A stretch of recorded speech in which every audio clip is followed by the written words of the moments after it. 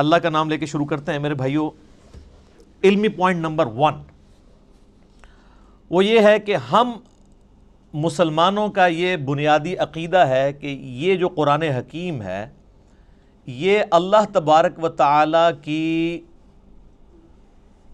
کتاب بھی ہے اور اللہ کا کلام بھی ہے۔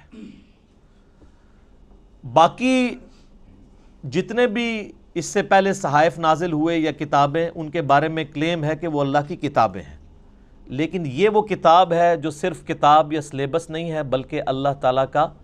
کلام ہے۔ اور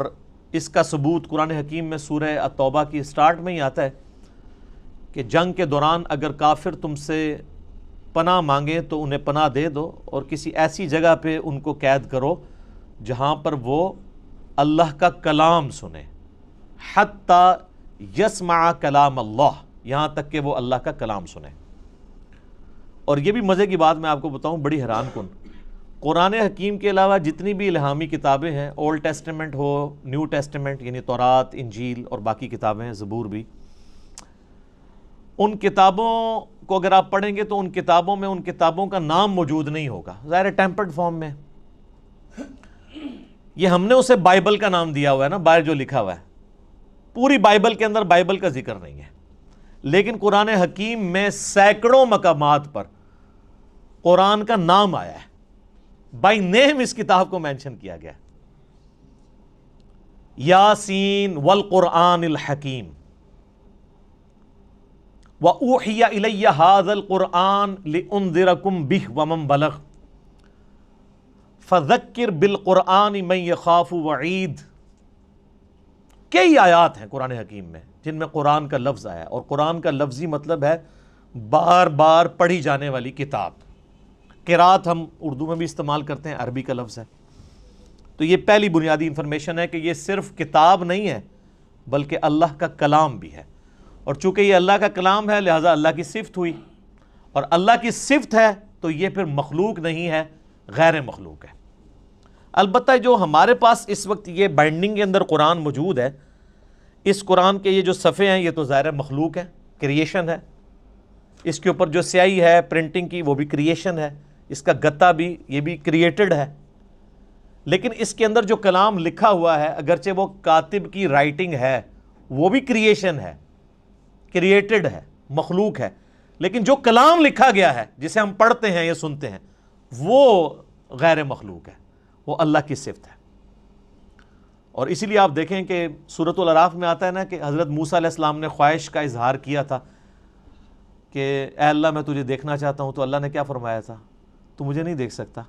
تو پہاڑ کی طرف دیکھ، اگر یہ پہاڑ میری تجلی سے قائم رہا تو پھر تم بھی یہ یعنی ایزیوم کر سکتے ہو کہ مجھے بھی دیکھ سکو گے۔ پہاڑ پہ جب اللہ کی تجلی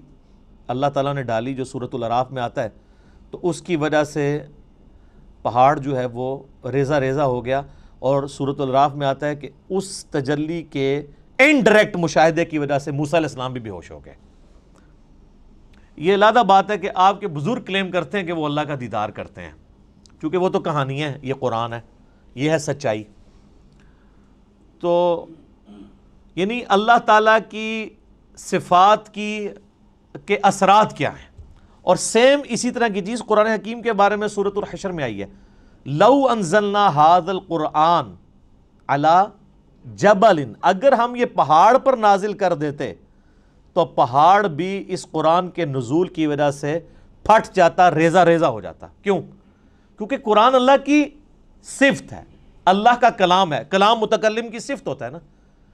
تو اس کا ایفیکٹ یہی ہونا تھا جو اللہ تعالیٰ کی ذات کا ایفیکٹ ہے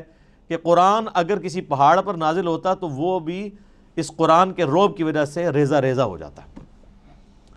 سر یہ ہمارے محبوب صلی اللہ علیہ وآلہ وسلم کا مبارک سینہ ہے کہ جس پہ آلموسٹ 23 سال تک قرآن نازل ہوتا رہا ہے۔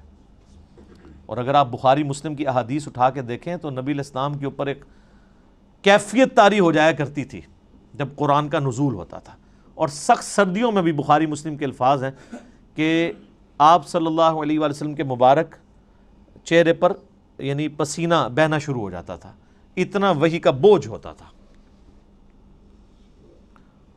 اور اس حالت میں صحابہ کرام آپ کو دیکھ نہیں سکتے تھے، چہرہ مبارک سرخ ہو جاتا تھا، اور جس طرح یہ خراٹے لینے کی آواز ہے نا، اس طرح بخاری مسلم آتا ہے، اس قسم کی آواز آپ کے منہ سے نکلنا شروع ہو جاتی تھی، اور پھر صحابہ کرام جو ہیں وہ سارے سر جھکا لیتے تھے یوں، اور آپ علیہ السلام کے